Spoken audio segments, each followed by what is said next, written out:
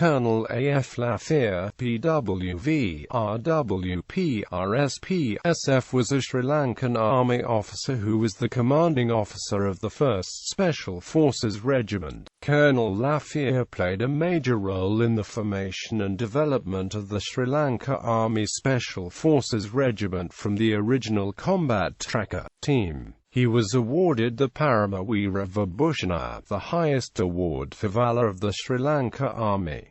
Early life. Colonel A.F.Laphir, a Muslim, attended St. Anthony's College, Kandy, and joined the Army as a cadet officer soon after leaving school. After his training he was transferred to the Rajarata Rifles Infantry Regiment, following its amalgamation with the Vijayabahu Infantry Regiment to create the Gajaba Regiment. He was transferred to the 1st Gajaba Regiment. Military career. Colonel Lafir had served in many parts of the country including the north and eastern provinces as a result of the escalating Sri Lankan civil war, and also in the southern parts of the country due to the insurrection 1987–89 in the south. Due to his knowledge of the Tamil language led him to being appointed to carry out intelligence duties in the East Special Forces Regiment. Originally starting out as Combat Tracker Team, the Sri Lanka Army Special Forces Regiment was established in 1986.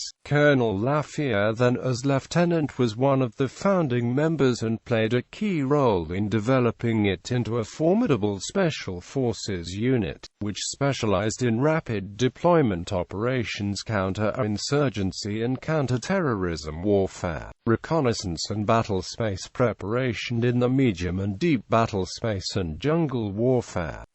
On the 18th of July 1996, the Sri Lanka Army military base at Mullaitivu came under heavy attack by LTTE. Following this, a rescue operation code-named Operation Thrividipahara was launched to relieve the besieged base by landing troops by both air and sea. The initial landings were carried out on the 19th by an all-volunteer force of 275 elite commandos from the 1st Special Forces Regiment led by their CO Lieutenant Colonel Lafir, who were heli-dropped under heavy fire and made radio contact with the besieged troops. Personally leading the attack under heavy fire, Lt.